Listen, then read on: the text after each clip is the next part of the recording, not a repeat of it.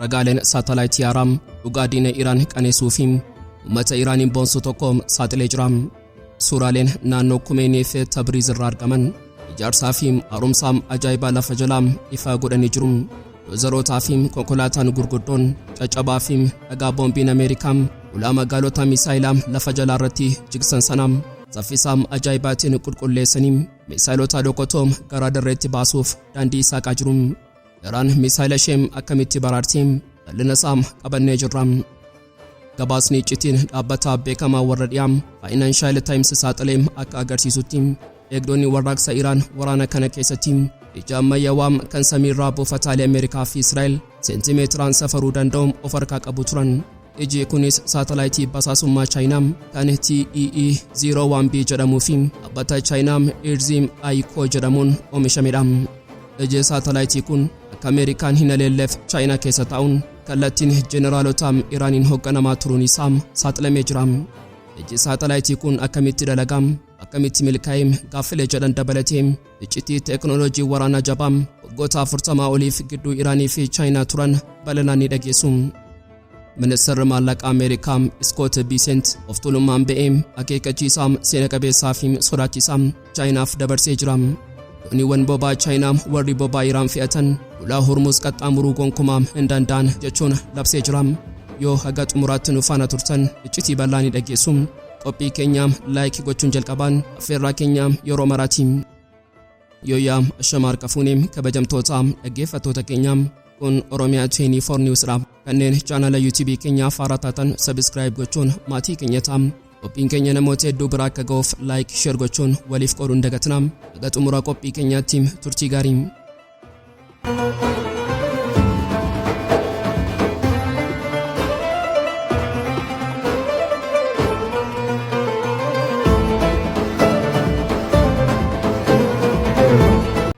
Osoo addunyaan dho'iinsa Misaa'elaa fi xiyyaarota waraanaa dhiyaarraa dhufu qofa hordoftuun osoo Pentaagoonii fi Tel Aviv Iraaniin lafarraa dhufneerra sirna Misaa'ela isaanii daaraa gooneerra jechuun miidiyaalee warra dhiyaa duratti of tuulummaadhaan dhiichisanii dhugaan lafa jalaa dho'ee ifatti ba'ee onnee diinotaa guutummaatti cabsee gootummaa fi ogeessummaa tarsiimawaa Iraan addunyaatti ifa gootedha.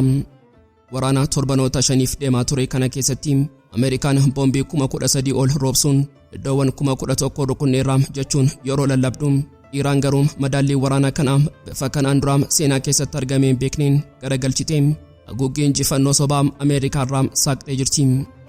Ragaaleen saatalaayitii Haaraan kanneen eebila 10 kaafaman dhugaa diina qaanessuu fi uummata Iraan boonsu tokko saaxilanii jiru. Yeroo ammaa kana waraanni dhukaasa dhaabbii yeroof godhamee osoo jiru Iraan yeroo kana akka ragalfiitti osoo hin taane akka leenca madaa isaa hidhatee duula ittaanuuf of qopheessu taatee argamtee jirti. Suuraaleen naannoo Khomeinii fi Tabriz irraa argaman ijaarsaa fi haaromsa ajaa'ibaa lafa jalaa ifa godhanii jiru. Doozerootaa, shoofalootaa fi konkolaataan gurguddoon caccabaa fi dhagaa boombii Ameerikaa ulaa magaalota Misaa'elaa lafa jalaa irratti jigsan sana saffisa ajaa'ibaatiin qulqulleessanii Misaa'eloota dhokatoo gara dirreetti baasuuf daandii saaqaa jiru. Wanti asirratti hubatamuu qabu dandeettii waraanaa yookaan militarii doktiriinii Iraan isa hunda caalaa xaxamaa fi qaxaleeteedha. Ministeerri ittisa Ameerikaa Piteksizii fi Jeneraal Dankiin warshaaleen Iraan caccabanii jiru misaa'illi isaanii dhumeera jechuun abjootaa turan. Garuu dhugaan lafarra jiru basaasota Ameerikaa si'aayii mataa isaaniitiin ifatee jira. Ameerikaan misaa'ila Iraan haga xumuraatti barbadeessuu hin dandeenye. Wanti isheen goote boombii gurguddaa roobsuudhaan ulaa yookaan balbala holqa lafa jalaa sana caccabaa dhagaatiin cufuu qofa ture. Misaa'ilonni 10,000 lakkaa'aman kanneen bishaan jalaa kaasee hanga gaarreniitti dhokfaman sirriitti nagaadhaan lafa jala taa'anii ajajaam eegaa jiru. Gabaasni tikaa Ameerikaayyuu amanii akka fudhatetti sirni furguggisaa Iraan 50% guutummaatti homaa hin taane. Kun tooftaa waraanaa idilee miti. Kuni aartii waraanaa isa sadarkaa olaanaati. Tarsiimoon Iraan magaalota Misaa'elaa lafa jalaa meetira 100 lakkaa'amutti ijaaruun ishee guyyaa akka har'aatiif ture. Ogeessi CIA duraanii fi qorataan dhaabbata ba'aa giddu galeessaa Kenzii Poolaak dhugaa kana liqimsee Iraanonni dandeettii kalaqaa ajaa'ibaa fi humni waraanaa isaanii saffisa sammuu namaa hin tilmaamneen of-haaromsuuf qaban addunyaan asisee jira jechuun ragaa ba'ee jira. Iraan akkuma sibiilaa ibiddaan qoramu dhiibbaa diinaa keessatti caalaatti jabaattee ba'aa jirti. Itti dabaluudhaan qorataan dhaabbataa James Martin Saamliyer iccitii magaalota Misaa'elaa Iraan addunyaatti ifa godhee jira. Iraan magaalaa kana kan ijaarte dhukaasa jalqabaa Ameerikaa isa hunda caalaa maatiin akka baachuu danda'uufidha. Akeekni waraanaa Iraan tokko qofa ture. Haleellaa jalqabaa jala nagaan darbuun holqa jalaa ba'uun caccabaa hulaarraa qulqulleessuu fi diina of tuuluu sanarratti deebisanii misaa'ela roobsuudha. Kun jecha diinarraa kan dhufe yoo ta'u Iraan hagam karoora waraanaa gadi fageenya qabu akka bocatte mirkaneessa. Ameerikaan doolaara biiliyoonaan lakkaa'amu bobeessite boombii yeroo roobsitu Iraan gaarreen ishee akka gaachanaatti fayyadamte diina ishee doolaara fixachiiste ofii isheetiin madaa ishee suphachaa jirti. Boqonnaan yeroo ammaa kun Iraaniif yeroo aara galfii qofa osoo hin taane yeroo qophii tarkaanfii dhumaati. Basaasonni Ameerikaa sodaa guddaa keessa seenanii jiru.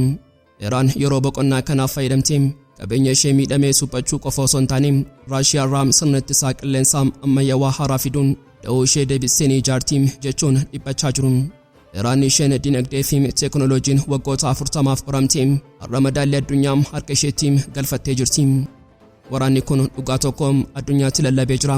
Sibiilli fi qabeenya Ameerikaa gootummaa sammuu qaxalee fi kutannoo Iraan dura dhaabbachuu hin danda'u. Iraan yeroo diinni caccabsineerra jechuun gammadutti lafa jalaa ija ishee banattee misaa'elonni ishee warri ijoo fi haayipaarsonikii ta'an ammallee gaarreen Zaagoroozii fi Alboorzi jala ta'anii yeroo ajajni kennamutti samii baa giddu galeessaa daaraa gochuuf eegaa jiru. Kufaatiin Ameerikaa inni guddichi asirratti mul'ata. Xiyyaarri isaanii boombii fiduu danda'a. Garuu boombiin sun gaara sibiilaan ijaarame cabsuu hin dandeenye. Iraan har'a leenca madaa'ee suphamaa jiru osoo hin taane leenca diina isaa qilee keessatti awwaaluuf ulaa isaa banee qophii xumuree taate ofitti amanamummaa gootuun addunyaa dinqisiisaa jirti. Pentaagoonii fi masaraa White House keessatti gaaffiin tokko akka dhoo'insaa sammuu jeneraalota Ameerikaa rukutaa jira. Ameerikaan Iraaniin waggoota 40f qoqqobbii dinagdee fi waraanaa jala tursiifneerra meeshaa ammayyaawaa irraa kunneerra jechuun yeroo dhaadattu har'a akkamitti misaa'elonnee fi dirooniiwwan Iraan teekinooloojii Ameerikaa isa qaalii fi hin cabu jedhame sana akka killee caccabsanii seenuu danda'an. Iccitiin sammuu warra dhiyaa maraachi kun dhugaa waggoota 40 kan leencaa Faarsii fi jawwee baa gidduutti ijaarame kan har'a madaallii waraanaa addunyaa garagalchaa jirudha. Seenaan dinqisiisaan kun waraana qawwee qofa osoo hin taane obsaam teekinooloojii xaxamaa fi qabsoof danda'u biyya tokkoof keessatti qabata.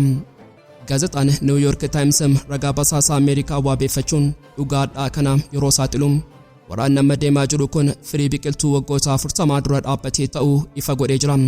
Chaayinaan waraana kana keessatti ifatti meeshaa waraanaa hin gurgurre jettee yoo haaltellee harki isheen dhokataan Iraaniif oksijiinii teekinooloojii ta'uun Ameerikaa dirree waraanaa irratti qullaa dhaabaa jira. Seenaa obomboleetti kanaa gara jalqabaatti haa deebinu. Bara 1980 keessa yeroo waraanni Iraanii fi Iraaq bobaa ture Ameerikaa fi Awurooppaan Saddam Huseeniif meeshaa yeroo guuran Iraan kophaa ishee haftee turte. Yeroo sana Chaayinaan isheen dinagdee ishee banaa ture meeshaalee waraanaa baay'inaan Iraaniif gurguruu eegalte. Iraan Misaa'ela Silk Worm jedhamu kan farra doonii ishee Chaayinaarraa bitachuun bara 1987 keessa dooniiwwan bobaa Ameerikaa galaana Kuweet keessatti yeroo rukuttu pireezidaantiin Ameerikaa yeroo sana Roonaald Reegan aariidhaan dho'ee ture. Washington yeroo sana Chaayinaa doorsisuun meeshaa akka hin gurgurre dhiibbaa goote. Garuu Iraan biyya meeshaa bitee dhukaasuuf qofa uumameen turre. Isheen biyya saayintistootaa fi sammuu qaxalee qabanidha. Bara 1990 eegalee Iraan tarsiimoo ishee guutummaatti jijjiirte. Chaayinaarraa qurxummii bitachuu dhiiste aartii qurxummii qabachuu barachuu eegalte. Hariiroon biyyoota lamaanii gara teekinooloojii dabarsuutti ce'e. Fakkeenya guddaan Iraan misaa'ela kuruuzii Chaayinaa C802 jedhamu fudhattee digdee qo'achuun misaa'ela ofii ishee isa sodaachisaa Nuur jedhamu oomishte. Chaayinaan Iraan keessatti warshaalee misaa'elaa fi iddoowwan yaalii ijaaruu irratti gargaarsa guddaa kan goote yoo ta'u Iraan yeroo sana sanyii sibiilaa facaaste har'a immoo bosona misaa'elaa hammachaa jirti. Bara 2000 keessa yeroo dhaabbanni mootummoota gamtoomanii fi Ameerikaan Iraan irratti qoqqobbii waraanaa cimaa kan Chaayinaan ifatti meeshaa gurguruu dhaabde. Garuu waraanni dhugaan lafa jalaa eegale. Chaayinaan Iraaniif meeshaalee tajaajila dachaa kan siviiliifis waraanaafis oolan erguu itti fuftee keemikaalota boba'aa jabaa misaa'elota baalastikiif ta'an mootorii diroonii fi meeshaalee elektirooniksii dhoksaatti dhiyeessaa turte. Ameerikaan dhaabbilee Chaayinaa galmee gurraacha keessaa yoo galchites Iraanii fi Chaayinaan karaa biyyoota sadaffaa meeshaa kana dabarsuu hin dhaabne. Iraan wantoota xixiqqoo kana walitti qabuun dirooniiwwan shaayidii fi misaa'elota fattaa ijaaruun har'a samii diinaa irratti dambalii ibiddaa uumtee jirti. wanti hunda caalaa Ameerikaa maraachee fi waraana Har'aa keessatti madaallii garagalchee garuu dhimma ijaa fi gurra waraanaati. Kan dura Ameerikaan yeroo waraanaa sirna GPS ishee cufuun yookaan burjaajessuun misaa'eloonni diinaa akka karaa badan gooti turte. Garuu har'a misaa'eloonni fi drooniiwwan Iraan sirna GPS Ameerikaa irratti hin hirkatan. Iraan sirna hordoffii saatalaayitii Chaayinaa isa beediyuu jedhamu isaa eegumsa cimaa qabuu fi hin jaamnetti fayyadamti. Ejjawwee baakun drooniiwwan Iraan akkuma lilmoon huccuu waraanuuti. Buufataalee Ameerikaa fi handhuura Israa'el qulqullinaan akka rukutan gargaaranii jiru. Ameerikaan sammuu xiyyaaraa Iraan jaamsuuf yeroo yaaltu teknooloojiin Iraan Chaayinaa kun gufuu hunda cabsee badiisaa fidee jira. Pireezidaantiin Tiraamp inni dirree lolaa irratti Iraanin jilbeenfachiisuu dadhabee hariisaa Chaayinaa irratti ba'aa jira. Meeshaa Iraaniif yoo ergitan gibira daldalaa 50% isin irratti nan fe'a. Rakkoo guddaa keessa seentu jechuun Beejingiin doorsisaa jira. Garuu doorsisni kun mallattoo injifannoo osoo hin taane mallattoo dhiphinaa fi kufaatiiti. Tiraamp waraana qawwee qofa osoo hin taane waraana dinagdee fi teknooloojii irrattis harka laachaa jiraachuu isaa agarsiisa. Garuu hundaa ol har'aa addunyaan iccitii balaafamaa tokko dhageessee jirti. Iraan biyyi waggoota 40f uggura dinagdee fi teknooloojii hamaa jala turte. Akkamitti sirna ittisa Ameerikaa doolaara biiliyoonaan ijaarame caccabsite. Buufataalee diinaa qulqullinaan ajaa'ibsiisaa rukutuu dandeesse. Deebiin isaa Teheraan yookaan Moskoo osoo hin taane fageenya gaarreen Eeshiyaa keessaa Beejingi jira. Iccitii ija Chaayinaa kana gadi fageenyaan haa ilaallu. Gabaasni iccitii dhaabbata beekamaa warra dhiyaa Financial Times har'a saaxilee akka agarsiisutti eegdonni warraaqsa Iraan waraana kana keessatti kophaa isaanii hin turre. Isaan ija ammayyaawaa kan samiirraa buufataalee Ameerikaa fi Israa'el seentimeetiraan safaruu danda'u of harkaa qabu turan. Iji kunis saatalaayitii basaasummaa Chaayinaa kan TEE-01B jedhamuu fi dhaabbata Chaayinaa Irzim Ayikoo jedhamuun oomishamedha. Akkamitti Iraan saatalaayitii kan argatte? Kuni daldala meeshaa waraanaa idilee osoo hin taane kuni daldala gooftummaa samiiti. Dhaabbanni Chaayinaa kun saatalaayitii kana samii keessaa erga kaa'ee booda koodii to'annoo isaa guutummaatti eegdota warraaqsaaf dabarsee kenne. Kana jechuun saatalaayitii Chaayinaa kanaaf abbaan ajajuu fi oofuun Pentaagoon yookaan Beejingi osoo hin taane jeneraalotatti Iraan lafa jala ta'anidha. Mee garaagarummaa teknooloojii kanaa haa madaallu. Kanaan dura saatalaayitiin waraana Iraan inni ammayyaawaan Nuursirii qulqullina suuraa meetira 5 qaba ture. Kana jechuun konkolaataa yookaan gamoo guddaa qofa arguu danda'a. Garuu saatalaayitiin Chaayinaa TEE-01B kun qulqullina walakkaa meetiraa qaba. Inni loltuu Ameerikaa tokko buufata keessa deemu yookaan misaa'ilii ittisaa Paatriyoot bakka inni dhaabbatee ifatti arguu danda'a. Qulqullinni kun teknooloojii saatalaayitii daldalaa dhiyaa isa ammayyaawaa waliin kan walgitudha. Waraana bitootessaa darbe sana keessatti yeroo misaa'ilonni fi drooniin Iraan buufataalee Ameerikaa kan akka Amiir Sultaan Saawudii keessa jiruu fi buufataalee Israa'el haleelan isaan osoo hin dhukkeen dura saatalaayitiin kun suuraa buufatichaa kaasee iddoo kana asitti rukutaa jechuun koordineetii kenneefi. Erga rukutamanii boodas eeyyee sirriitti barbadaa irra jedhee ragaan mirkaneesseefii jira. Kuni Iraaniif humna waraanaa ishee dachaa 10 kan guddisu ture. Wanti hunda caalaa Ameerikaa dhiphisuu fi Pentaagoniin hargansuu kutu garuu tarsiimoo qabeenya bittinneessuu Iraan hojiirra oolchiteedha. Ogeessi basaasummaa CIA duraanii Jim Lamson dhugaa dhooftuu kanaan akkas jechuun ibse. Yoo Iraan wiirtuu to'annoo saatalaayitii ishee dachee ishee irratti ijaarratte Ameerikaan misaa'ilaan rukuttee barbadeessuu dandeessi. Garuu ammaan kana wiirtuun to'annoo saatalaayitii kun dachee Iraan irra hin jiru dachee Chaayinaa yookaan biyyoota addunyaa biroo keessaa dhaabbata Chaayinaa Imposaat jedhamuun to'atama. Kana jechuun yoo Ameerikaan ija Iraan jaamsuu barbaadde wiirtuu Chaayinaa yookaan biyya sadaffaa rukutuu qabdi. Kuni ammoo kallattiin waraana addunyaa sadaffaa banuudha. Iraan teknooloojii ishee dachee ormaarraa dhoksitee ofii isheetiif daaraa ta'urraa baraaramtee jirti. Dabalataan waraanni kun waraanni qabbanaawaa dijitaalaa eegaluu isaa mirkaneessa. Chaayinaan saatalaayitii qofa osoo hin taane teknooloojii AI'dhaan gargaartee jirti. Dhaabbanni Chaayinaa Mizaar Viijin jedhamu suuraalee buufataalee Ameerikaa kanneen AI'dhaan qulqulleeffaman baasuun eegdota warraaqsaa Islaamaa Iraan iddoo laafaa diinaa akka adda baafatu gargaaree jira. Akkasumas torbanuma kana keessaa dooniiwwan daldalaa Chaayinaa 5 meeshaalee elektirooniksii Misaa'elaa baalaastikii 785 ijaaruuf gargaaran gara Iraanitti geessuun isaanii saaxilamee jira. Waraanni Ameerikaa fi Iraan gidduutti deemaa jiru kun amma dho'iinsa Misaa'elaarraa gara hudhaa dinagdee fi uggura galaanaa isa hunda caalaa hamaatti ce'ee addunyaa guddittii Chaayinaa kallattiin waraana keessaa waan galchaa jiru fakkaata. Ministeerri maallaqaa Ameerikaa Scott Bessent of tuulummaan ba'ee akeekkachiisaa seena qabeessaa fi sodaachisaa jawwee Chaayinaaf dabarsee jira. Dooniiwwan boba'aa Chaayinaa warri boba'aa Iraan fe'atan ulaa Hormuz qaxxaamuruu gonkumaa hin danda'an jedha. itti fufuunis jecha dhiibbaa fi tuffii of keessaa qabu darbate. Chaayinaan boba'aa biyya fedhe irraa argachuu dandeessi garuu boba'aa Iraan argachuu hin dandeessu. Kun akeekkachiisaa dippiloomaasii osoo hin taane labsaan waraana dinagdeeti. Ameerikaan ujummoo dhiigaa Iraan kutuu qofa osoo hin taane Chaayinaan Iraaniif oksijiinii akka hin taane dhorkaa jirti. Haasaan kun afaan qofaatti hin hafne dirree garaanichaa irratti gochaan mirkanaa'aa jira.